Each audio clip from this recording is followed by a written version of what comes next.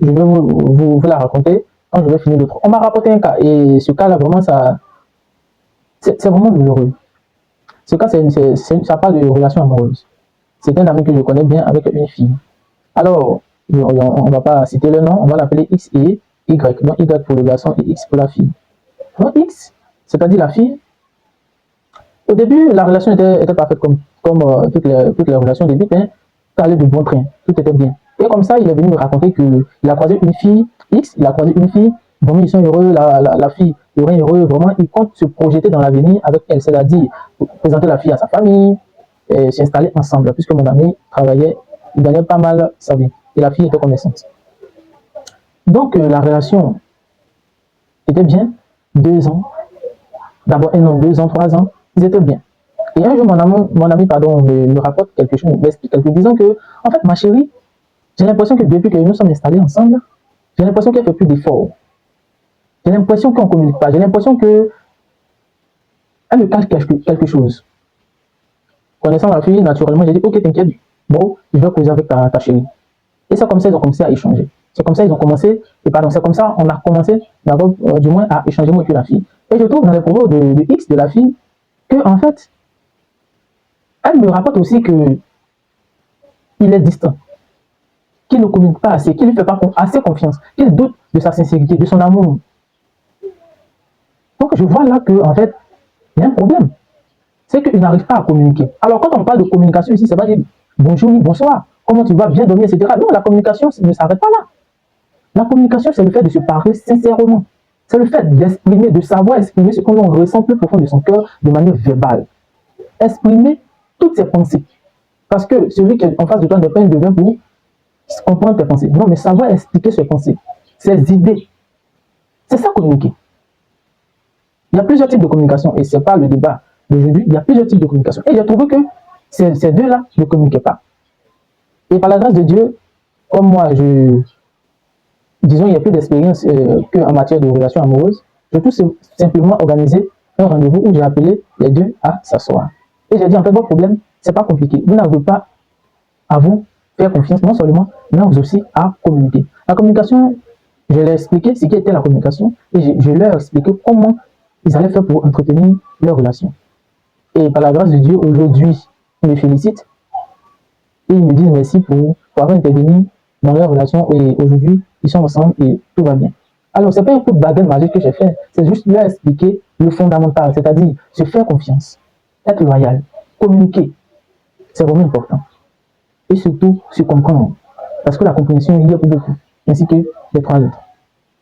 Donc, vous voyez, comme ça, on a des relations soit amicales ou amoureuses, qu'il faut que pour rien, on se sépare, on ne se parle plus. Et chacun part de son côté.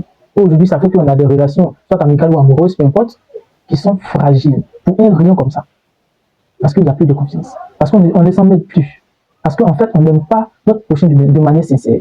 Parce que si tu aimes ton prochain de manière sincère, et même si on vient de rapporter qu'il a apporté à ta mère, étant conscient, étant un être humain, ayant des émotions,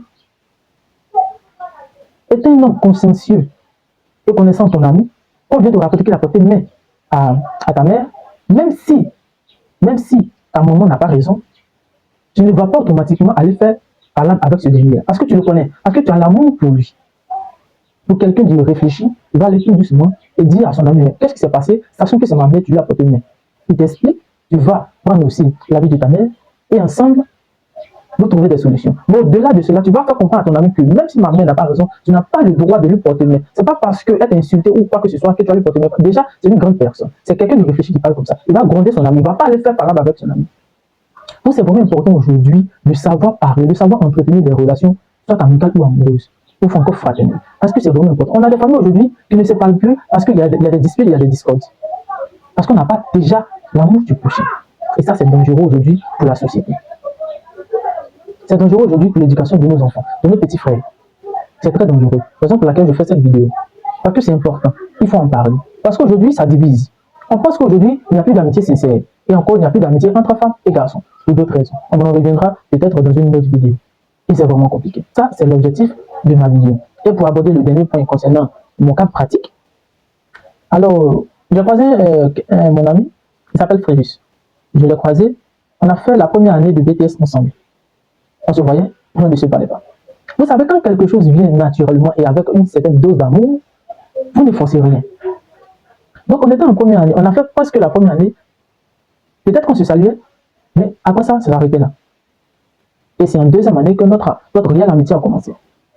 J'ai commencé à le côtoyer, il a commencé à me côtoyer, vice-versa.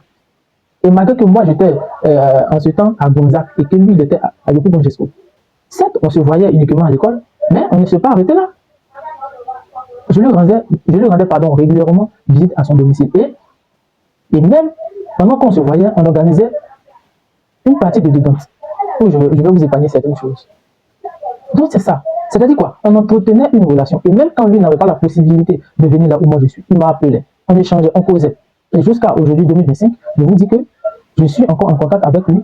Et vraiment, cette amitié, aujourd'hui, on va si je ne me trompe pas, dans 3 voire 5 ans d'amitié. Pourquoi? Parce qu'on a su entretenir, parce qu'on se faisait confiance, parce qu'on se disait la vérité, parce qu'on communiquait. Et tous ces facteurs. Parce que c'est vraiment important dans une relation quand tu veux que ça puisse durer. Parce qu'il n'y a pas d'intérêt. Il n'y a pas d'intérêt. Il connaît sa place, je connais ma place. Il n'y a pas d'entourloupe, il n'y a pas de tromperie ou encore de supercherie entre nous. C'est-à-dire notre relation est sincère, est basée sur la confiance. Et on s'aime. C'est réciproque. Parce que pour être ami avec quelqu'un, vous devez vous aimer d'abord. Tu dois avoir de l'amour, de l'affection pour ce dernier, pour cette dernière, avant d'être ami, avant même de parler de relation. Donc c'est vraiment important. Donc voici 3 cas pratiques. Et selon vous, vos cas pratiques que vous vivez, est-ce que vous avez des amitiés compliquées? Est-ce que vous avez des amitiés qui sont basées sur seulement des intérêts? Ou encore vous avez des amitiés ou encore soit fraternelles ou relationnelles ou encore amicales, qui sont vraiment basées sur l'amour? Alors, comme à l'habitude, je vous lis en commentaire. Et sans transition aucune, on passe à la 3e partie, notamment ma synthèse. Alors, ici, je vais faire ma synthèse. Dans cette 3e partie, je vais faire ma synthèse. Il faut différencier les choses. C'est vrai que j'ai donné des raisons et des astuces, ou encore des cas pratiques pêle-mêle, mais il faut séparer les choses. Une relation amoureuse est différente d'une relation amicale. Et une relation amicale est différente d'une relation fraternelle, ou encore amoureuse. C'est-à-dire que ces 3 compartiments sont totalement différents. Mais là où ces 2 facteurs se rejoignent, c'est relation fraternelle et amicale. D'accord? Seulement que fraternelle, c'est la famille qui différencie. Sinon, si on veut voir le verre à moitié plein, on dira que c'est la même chose. Donc, la relation amoureuse, c'est vraiment complexe. Là-bas, il faut faire vraiment très attention. Ne mélangeons pas tout. Celle ou celui que nous sommes en relation, ce n'est pas mon frère, ce n'est pas ma soeur. Cette personne n'est pas de ma famille. Donc, il y a certaines choses qu'on ne peut pas se permettre de faire avec cette personne quand on est en relation, surtout quand on est en couple. Il y a des choses à éviter. Parce que c'est enfant de quelqu'un. Vous ne pouvez pas passer 2, 3, voire 4 ans ensemble sans que tu respectes réellement cette personne ou sans que tu aimes réellement cette personne. Aujourd'hui, on constate que de nos jours, nous les jeunes, il n'y a pas de l'amour sincère quand on est en couple. Et cela est dû à quoi? Mais cela est dû aujourd'hui à un foisonnement de relations qui ont échoué en fait. De mauvaises relations, en guillemets. Parce qu'on se dit qu'aujourd'hui, il y a beaucoup de filles faciles, il y a beaucoup de garçons faciles, si je peux m'exprimer ainsi. Et aujourd'hui, la dépravation, surtout des jeunes, est devenue comme populaire. C'est-à-dire, je drague cette fille pour avoir juste le sexe et je m'arrête là. Et c'est difficile comme ça d'être en relation après. D'avoir une relation sincère, durable, basée sur la confiance, et etc. Donc, le conseil que moi je peux vous donner ici, le conseil que je nous donne, parce que moi aussi je n'ai plus, c'est de faire la part des choses. Si tu aimes 2 personnes à la fois, soit tu es équitable, soit tu laisses une personne. Quand je dis équitable, c'est pour ceux qui sont mariés, qui sont dans la polygamie. Mais si tu es en couple, ce n'est pas possible d'aimer 2 personnes à la fois. Ce n'est pas possible.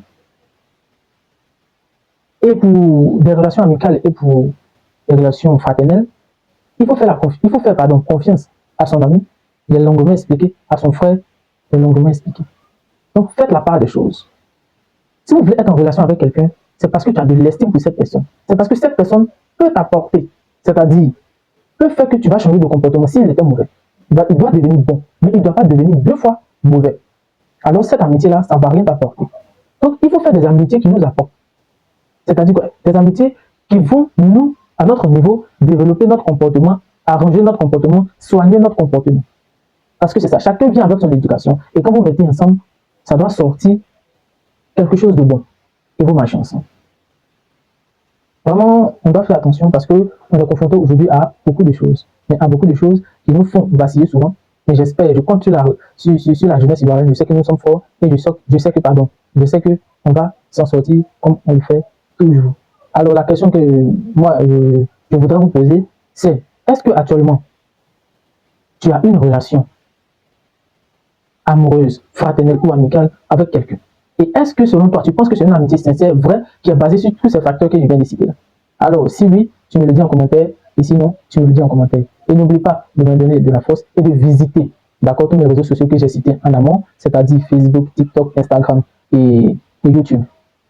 Donne-moi de la force. Et si la vidéo t'a plu, n'hésite pas à me le dire en commentaire. Si tu es intéressé par ce genre de vidéo, n'hésite surtout pas à t'abonner ou à me suivre sur mes réseaux sociaux, notamment Facebook, TikTok, Instagram et YouTube, et de me dire ce que tu as pensé de la vidéo en commentaire, et également à partager la vidéo pour me donner de la force.